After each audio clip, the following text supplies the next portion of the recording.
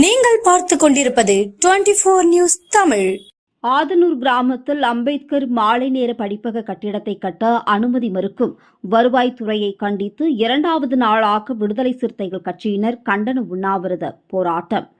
மதுரை மாவட்டம் அலங்காநல்லூர் அருகே ஆதனூர் கிராமத்தில் விடுதலை சிறுத்தைகள் கட்சியினர் கொடிக்கம்பம் 25 வருடங்களாக உள்ள நிலையில் தற்போது அதன் அருகில் கடந்த 3 மாதங்களுக்கு முன்பு டாக்டர் அம்பேத்கர் மாலை நேர படிப்பகம் என்ற பெயரில் அலுவலக கட்டிடத்தை கட்ட தொடங்கியுள்ளனர்.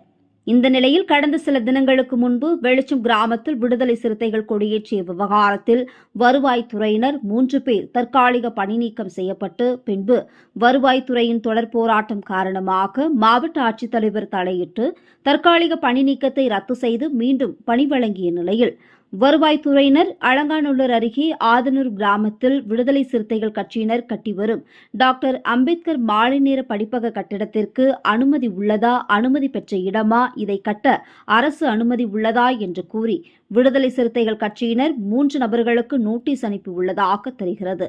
இதனைத் தொடர்ந்து நோட்டீஸை பெற்றுக்கொண்ட விடுதலை சிறுத்தைகள் கட்சியினர் வருவாய்த்துறையினர் நோட்டீஸை திரும்பப் பெற வேண்டும் அல்லது அம்பேத்கர் மாலை நேர படிப்பகம் கட்ட அனுமதி தர வேண்டும் என்று கூறி தற்போது ஆதனூர் கிராமத்தில் 100க்கும் மேற்பட்ட விடுதலை சிறுத்தைகள் கட்சியினர் இரண்டாவது நாளாக கண்டன போராட்டம் நடத்தி வருகின்றனர்.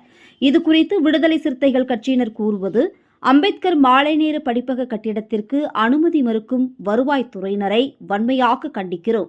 கட்டிட அனுமதி விஷயமாக நோட்டீஸ் அனுப்பிய வட்டாட்சியர் நோட்டீஸை உடனடியாக திரும்ப பெற வேண்டும்.